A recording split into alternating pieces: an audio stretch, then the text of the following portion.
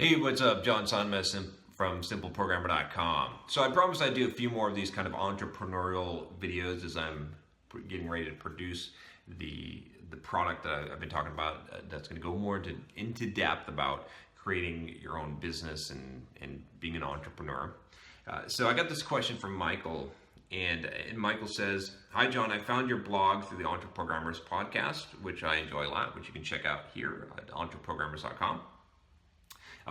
Your blog course has encouraged me to get my name out into the public and get serious with my brand." Again, if you want to sign up for that blog course, you can do that right here. I think we have something like 6,000 graduates or something by now. Anyway, he says, question, "I'm writing to ask for advice. I'm a software engineer with 2 years of experience. Now I'm looking to start a project that will help me earn some money independently of my current job. So far, I've come up with 4 different ideas." And I'm going to go ahead and say them because ideas are not unique. If you think you have a really good idea, and in fact, here's a video on why your $1 million idea is worthless. But anyway, he says, a price comparison website with affiliate links. Okay, a membership website for software developer interview questions/tests could also be used by employers to test interviewees. A website that gets traffic through popular search terms, kind of like BuzzFeed, which could utilize Google Trends. A website for social experiments where people will conduct experiments like I cut out TV for a month and use the time for project work or for reviewing seminars and so on. Do you have any advice on where to start, what not to do when attempting to build a product? End question. Thanks for the content, Michael. So, trying to think of how to address this.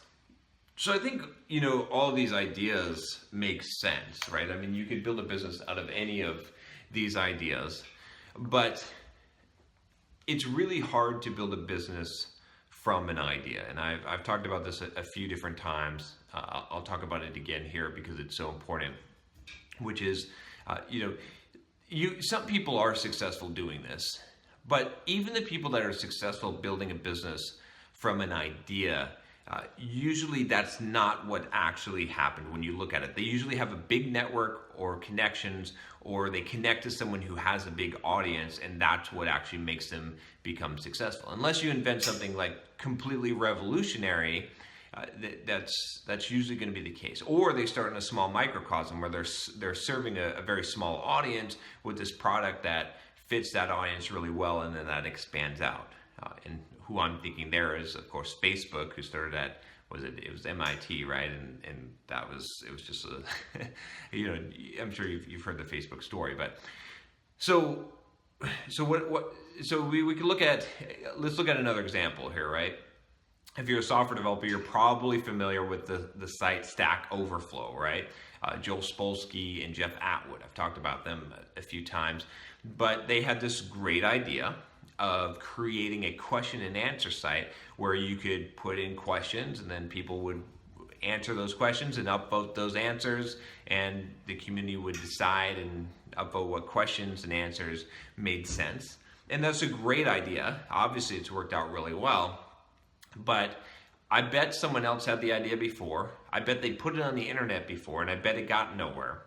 And I bet that no matter what Joel and Jeff's idea was, as long as it was semi-decent, it would have had a huge amount of traction and would have been successful, simply because when you look at Joel Spolsky, right, and Jeff Atwood, they both had huge audiences to start with, right? They already had these audiences. So what I would recommend that you do is not to look for the idea necessarily. No, don't start with the idea. Start with the audience. Start with the group of people that you want to serve, the specific niche in there, and then build a product specifically for that audience.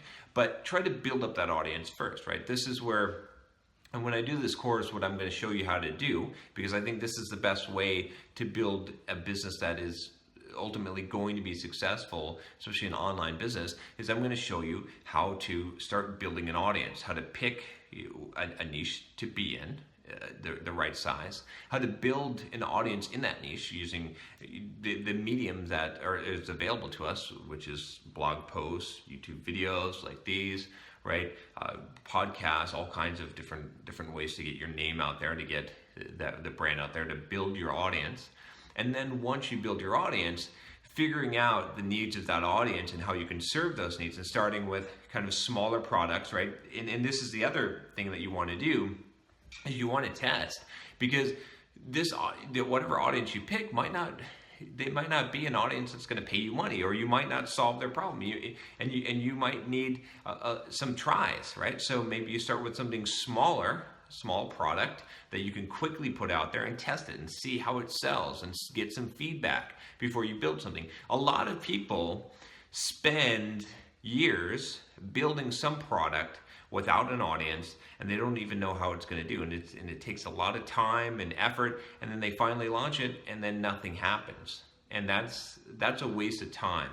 And you see a lot of successful companies, and some of them are those people that do that and end up getting really lucky, but a majority of them are probably going to be people that have already some kind of audience that they're leveraging, or they're networking with someone who has that audience, because that's the best way to really gain traction and to be successful. It's almost a guaranteed way, right?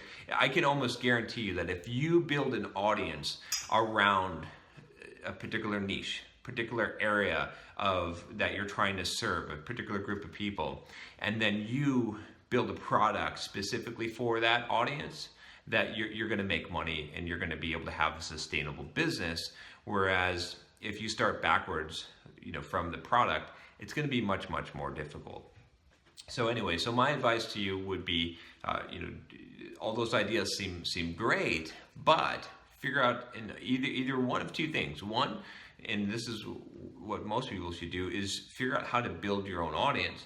Again, I'll point to my course on how to market yourself as a software developer, which you can get here.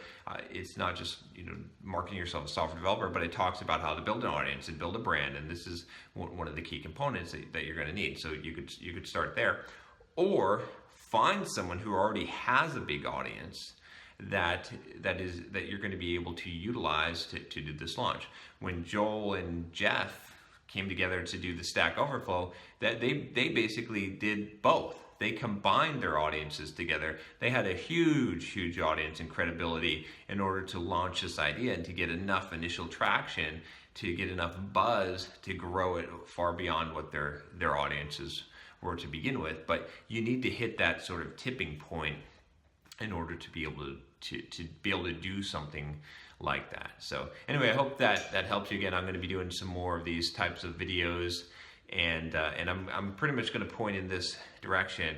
I'm talking a lot about how or what to do, and I realize I'm not showing you how yet. Again, that's where I'm going to get into more in depth when I do create this course on how to build an entrepreneurial business online. But if you like these videos, definitely let me know and subscribe to the channel. Talk to you next time.